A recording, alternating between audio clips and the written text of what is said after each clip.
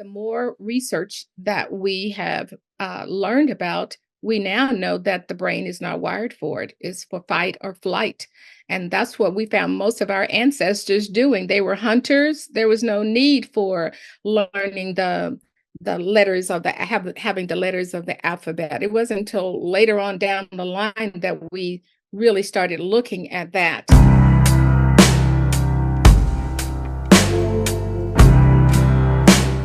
So now I'm trying to look at our ancestors several thousands of years ago. Of course, who didn't have books, but they have the painting on the wall, and somebody coming to decode what they are painting. And sometimes you have these little tiny things along what they are drawing. Of course, this is dating back several thousands of years ago. So if we are talking of reading, I don't know what you would like to say about that, sort of reconcile the conversation on whether our brain actually is meant for reading or not, or since when have we been training ourselves to read.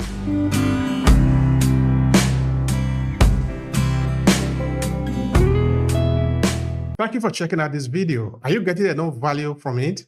You see, this video was created for the purpose of adding value to you. So if this video make any sense to you, let me know in the comment section below. I'm interested in understanding what you take away from this video and if it makes sense to you, so we can provide more. Now let's return to the video. It is a plan, it's a guide, and as my colleagues read through it, they're going to see a constructive cognitive pathway to guide kids not only for phonics, but also to move them to comprehension, because that's what we really want kids to be able to do.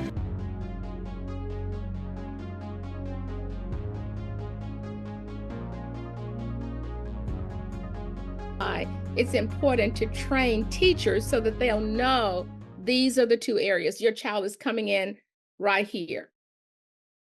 But if they're not coming there when they walk into the classroom, if they're not at the pre-reader level, that means no one has been helping them at home. They can speak, they can talk about a lot of things, but the process of reading is a little more complicated. But what does reading even mean? In the sense of the act of reading. Because now I'm trying to look at our ancestors several thousands of years ago, of course, who didn't have books, but they have the painting on the wall, and somebody coming to decode what they are painting. And sometimes you have these little tiny things along what they are drawing. Of course, this is dating back several thousands of years ago. So if we are talking of reading, I don't know if you can say anything about that in terms of whether our brain, or since when have our brain been adapting to this decoding of information. Okay, those are big things on the wall. I know. Now we make it a little smaller, a small picture on the paper. I don't know what you would like to say about that, sort of reconcile the conversation on whether our brain actually is meant for reading or not, or since when have we been training ourselves to read. Well, I think when we go back to decades ago, it wasn't about phonics. It was more about rote and recall. Even when I grew up, it was more about rote and recall, just looking at a word and memorizing it and seeing that word over and over and over. And the more research that we have learned about, we now know that the brain is not wired for it. It's for fight or flight. And that's what we found most of our ancestors doing. They were hunters. There was no need for learning the letters of having the letters of the alphabet. It wasn't until later on down the line that we really started looking at that. So pretty much it was rote and recall. But now that we know the science of reading, that there is a method to the brain, and we've started to do that, and now it's trying to get everybody trained in understanding this process and the role that the brain plays in it. So that's pretty much all, because it's a complicated process. So now, does it mean that any child or any person can be trained to read? That we naturally have the possibility of being able to be trained to read, even though we might not naturally be prone to reading. But if we are taught to read, we can read. anybody can read. I don't know if you can say anything about that. Research shows this, that 95% of our children can learn to read. 95%. They're cognitively capable of learning how to read. So then that means you have what, about 15%, 5%? No, 5%. Yep, we have 95. So we have 5% of children who will have some type of difficulty for some reason or the other. And so that's why we have to target the instruction. But 95%. So then if they're not reading, then we have to go back. And this is just my research. We have to go back and observe what is happening in classrooms. What does the instruction look like?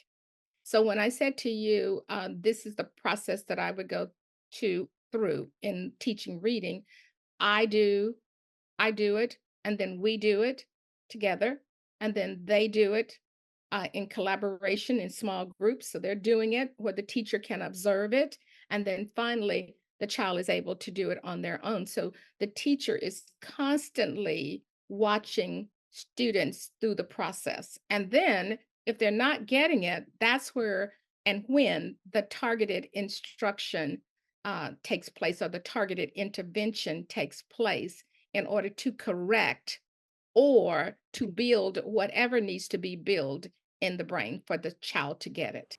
All right. I don't know if you want to say something about chapter 6, where you make mention of, I think, connecting the phonics or making the phonics connection. Could you say anything about that? Yeah. Phonics is about putting the sounds and the letters together. And there are 6 basic patterns that I talk about in my book. Number 1, they have to be able to understand the short vowel sounds. And they have to know that when there's only one vowel in the middle of 2 or closed in with consonants, they're going to say their short vowel sounds, which would be a, e, a. So with that being said, I may have the word hit, and the child looks at it. They already know the pattern, so it would be it, hit. So they have to know how the vowels and the consonants are associated with each other. And so we move from there into open vowel patterns, where the vowel is at the end of a syllable, and then the magic E, like in the word make. And these are the 6 vowel patterns that play fair. And I always tell teachers, don't add sounds that don't play fair. That means that one sound can have several different sounds. Like I said earlier, the C also has the S sound. The K also has the C sound. So they don't play fair. The English language does not play fair. And so when we try to throw those that play fair and those that do not play fair, it's a lot of confusion for kids. So in my book, I'm talking about those that play fair first, to get kids hooked on being able to segment and blend, because phonics is associating the sound with the letter and bring it together. So you're segmenting and blending and putting it back together as quickly as possible, because that's one of the major problems for our children, is that if they cannot decode automatically, they look at a word, they say it, and they move on. If they're staying at a word too long, then they've lost the meaning. They've lost the author's purpose in writing the book. So we want them to be automatic and fluent in their decoding of words. Then the next one would be the bossy R. So A-R, I-R, O-R, U-R. So I'm giving you those 6 patterns that play fair. And then we have the diphthongs, the digraphs, and the consonant plus LE. So those are the 6 patterns that are pretty much, I would say, between 75 and 80%, they will play fair with you. 70 to 80%. Now, I tell teachers all the time, don't you think you would need to introduce those 6 vowel patterns to kids right away? Yes, because if you introduce it to them, they understand it. They see the patterns, they see the association. And then they can transfer all of this into the words. Then at that time, you introduce prefixes and suffixes. And so they can unroot words. That's it. The code has been broken once you do that. You do phonological awareness, you do the phonics part, the code is broken. And if you notice that, we're still, the next one, I think, number 6 is then they move into the power of patterns with fluency, which I just described for you. And now they're ready for chapter 8, which is reading for meaning. Reading for meaning. At what age do you really concentrate on that? Well, I have a group of mothers that I'm working with monthly online, and they're from all over. They're from Georgia, Texas, Indiana, and they meet with me once a month. I have several parents. They have 2-year-olds, 3-year-olds, 4-year-olds, and we're starting right away hearing the sounds, that first stage, that phonological awareness, because that is the predictor of reading success. So we do the things that I shared with you at the very beginning. One mother, she's a university professor, and she has a 2-year-old and a 3-year-old. And she said, August said, oh, I've got to do my homework. And so they right now they're on level 2, where they are hearing beginning sounds. And so they're on like those letters that can be strung out. So they can string those out and add a pattern onto it. So that's where those, and they're 2 and 3-year-olds. That's so it's early. As early as possible. Thank you so much for that. Now, of course, the book is not yet out, so we can't tell the people go buy it at the moment. But for those who want to learn more about your work, who want to follow you, how can they reach out to you? Please share with them. Well, if you want to reach out to me, you can go to my LinkedIn page, and I have my email there, and you can contact me, and I'll be more than happy to talk with you. Last year, I worked with a school in Indianapolis. I flew there 3 times and talked with the principal Zoom, I think nearly every day, because she was a math teacher. So she knew nothing about literacy, limited, I shouldn't say not anything, but limited information about literacy.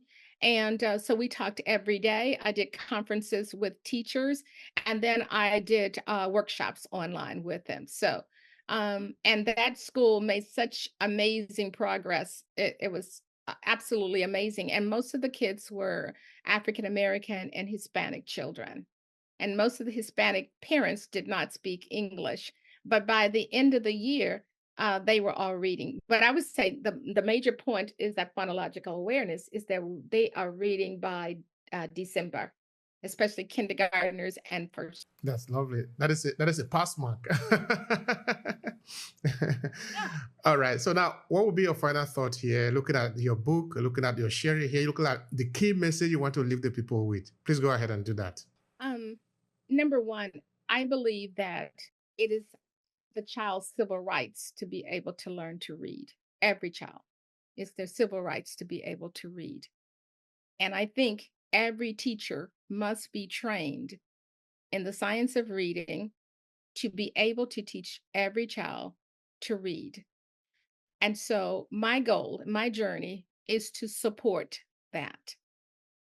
When I say that, is to make sure that every teacher is equipped with all of the tools that they need in order to teach children how to read.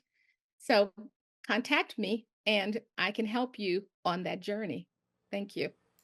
Thank you so much for that. I appreciate the conversation. I appreciate the sharing. It's really valuable here. Thank you.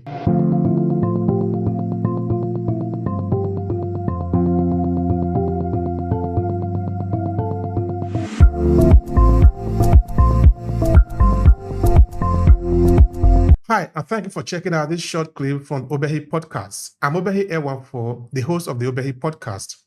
This short clip was created from a full episode where we dive deep into this conversation. To see the entire video, all you need to do is to click on the link in the description of this video. Now, while you are there, I want to share something with you quickly. Are you a purpose-driven entrepreneur? Do you want to cut across the noise and attract the right audience, leveraging the power of storytelling? Now pay attention. I'm currently working on a signature program to help you own your story and stand out for the competition. It's a 5-step journey to help reshape your professional and business narrative so you can drive success and stand out in the competition. And in less than 90 days. The link is what you see on your screen, academy.aclasses.org/story. Now, this is what we have understood. Storytelling is the most powerful instrument that is known to man. And this is what this could mean to you.